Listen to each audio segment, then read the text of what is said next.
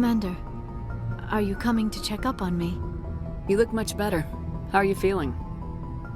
Dr. Chakwas assures me I am going to be fine. I was impressed with her knowledge of asari physiology. You're in good hands. Dr. Chakwas knows what she's doing. I never properly thanked you for saving me from the Geth, Commander. If you hadn't shown up, I'm just glad we got there in time. So am I. I know you took a chance bringing me aboard this ship. I have seen the way your crew looks at me. They do not trust me. But I am not like Benezia. I will do whatever I can to help you stop Saren. I promise. Don't worry, Liara. I trust you. I know you won't let me down. It means a lot to hear you say that, Commander. Thank you. Tell me about yourself, Liara. Me? I am afraid I am not very interesting, Commander. I spend most of my time on remote digs, unearthing mundane items buried in long-forgotten Prothean ruins. Sounds dangerous. And lonely.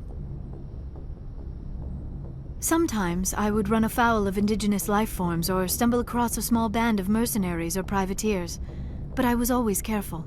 Until the Geth followed me to Artemis Tau. I never found myself in any situation my biotics could not handle. As for the solitude, well, that is one aspect that most appealed to me. Sometimes I just need to get away from other people. You don't like other people? I suppose it comes from being a matriarch's daughter.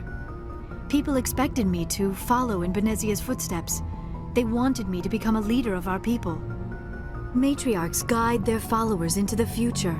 They seek the truth of what is yet to come. Maybe that's why I became so interested in the secrets of the past. It sounds so foolish when I say it out loud. It sounds like I became an archaeologist simply to spite Benezia. All children rebel against their parents. It's a natural part of growing up. Aha, you share the wisdom of the matriarch, Shepard. That is exactly what Benezia said when I told her of my decision. But there was more to it than that. I felt drawn to the past. The Protheans were these wondrous, mysterious figures. I wanted to know everything about them. That is why I find you so fascinating. You were marked by the beacon on Eden Prime. You were touched by working Prothean technology. Sounds like you want to dissect me in a lab somewhere. What? No, I did not mean to insinuate. I never meant to offend you, Shepard. I only meant that you would be an interesting specimen for an in-depth study. No, that's even worse. Calm down, Liara. I was only joking. Joking? Oh, by the goddess, how could I be so dense?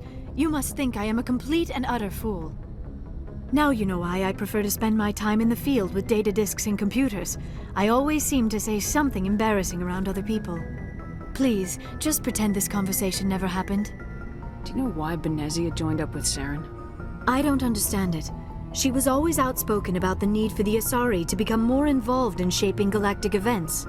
Maybe she thought allying herself with Saren would somehow be for the greater good in the long run. At least I hope so. This hurts you, doesn't it? None of this makes any sense to me. I have not spoken to Benezia in many years, but I know her, and this was not like her. Something changed. I'd like to know more about the Asari. We were the first species to discover the Citadel. We were instrumental in forming the Council, and we always strive to be the voice of peaceful cooperation in galactic disputes. My people believe we are all part of a single galactic community. Each species contributes something to the greater whole. Although we seek to understand other species, it seems few of them seek to understand us. The galaxy is filled with rumors and misinformation about my people. Like what? Most of the inaccuracies are centered around our mating rituals. My species is monogendered. Male and female have no real meaning for us. We still require a partner to reproduce. This second parent, however, may be of any species and any gender. I don't understand. Your species can mate with anyone?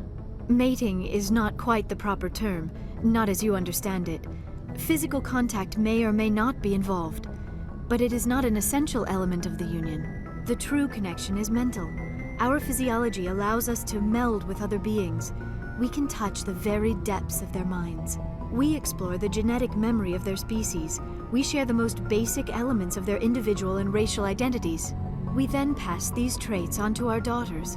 It is how we learn to grow as a species and how we develop a greater understanding of other races. What happens to your partner after the union? Every relationship is different. Some unions are a single encounter with both parents parting ways afterwards. Others can be more long-term. Sometimes an asari and her partner will stay together for many decades.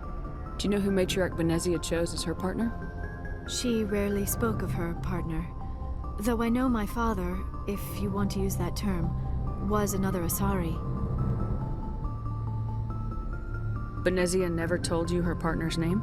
Union with our own kind is no longer common, not for the purposes of reproduction. Most asari believe it weakens our species. Asari daughters inherit racial traits from the father species. If both parents are asari, then nothing has been gained, or so conventional wisdom would hold. I am what is sometimes called a pureblood, though no asari would ever be cruel enough to say the word to my face. It is a great insult among my people. It is possible Benezia's partner was embarrassed by their union. She may have been too ashamed to publicly acknowledge me as her offspring. Maybe she wanted to meet you but couldn't. Something could have happened to her. Maybe she passed away. You might be right. I hope you are. But I have no way to know for sure. Benezia never spoke of her partner. Whatever happened, it caused her too much pain to dwell on it. She raised me by herself, though that is not uncommon. Many asari raise their children alone, particularly if the father species is short-lived. Often the partner will pass on long before the child reaches maturity.